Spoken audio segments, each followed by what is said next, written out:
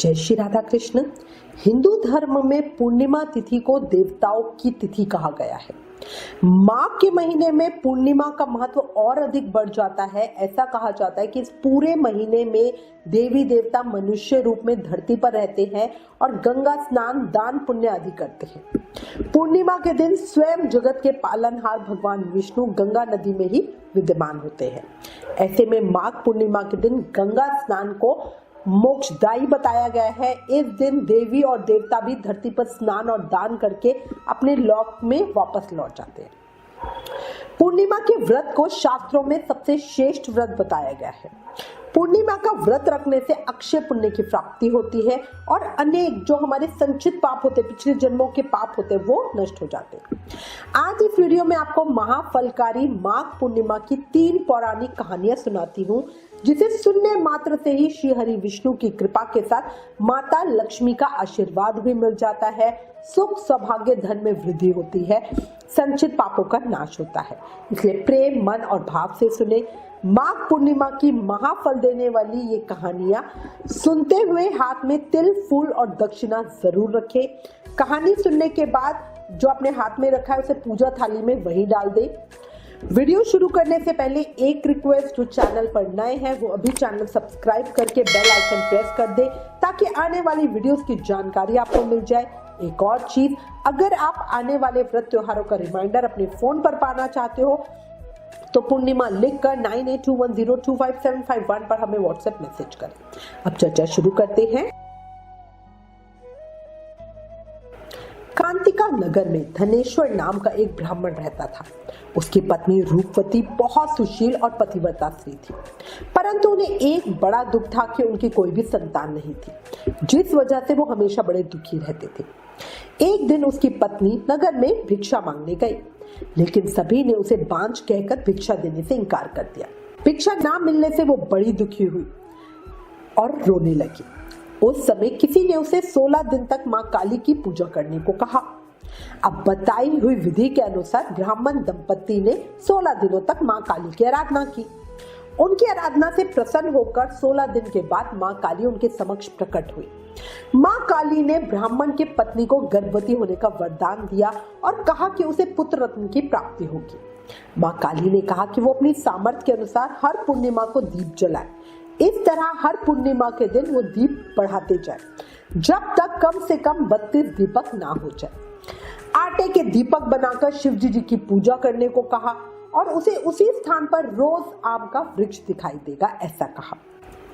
ब्राह्मण ने अपनी पत्नी को पूजा के लिए पेड़ से आम का कच्चा फल तोड़ कर दिया। उसकी पत्नी ने पूजा की और फल स्वरूप वो गर्भवती हो गई।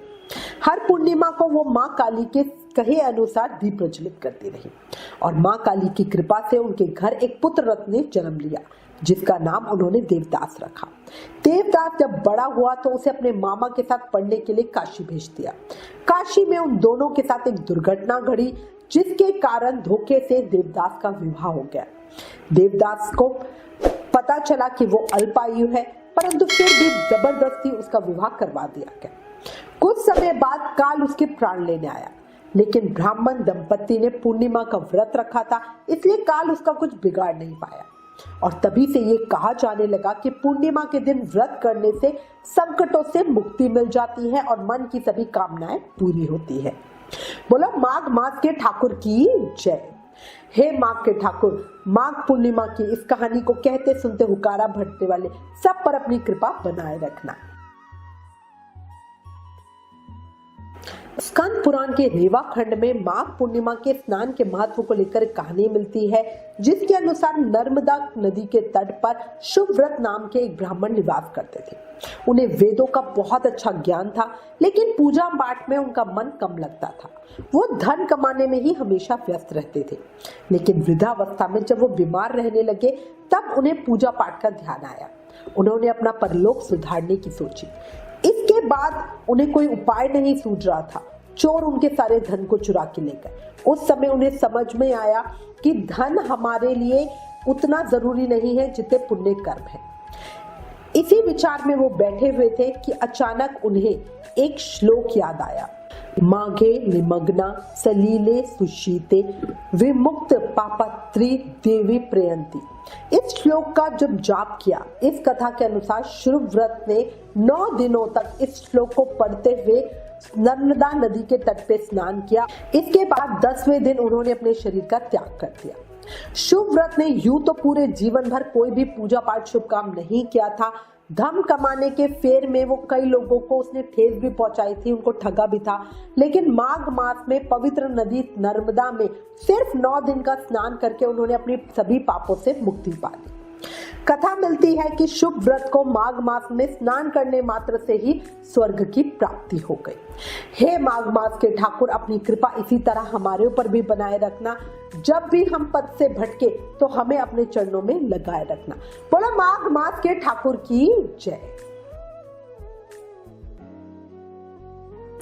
माघ पूर्णिमा की एक अन्य पौराणिक कथा के अनुसार जब भरत को राम वन गमन का समाचार मिला तो वो दौड़ते हुए माता केकई के पास पहुंचे।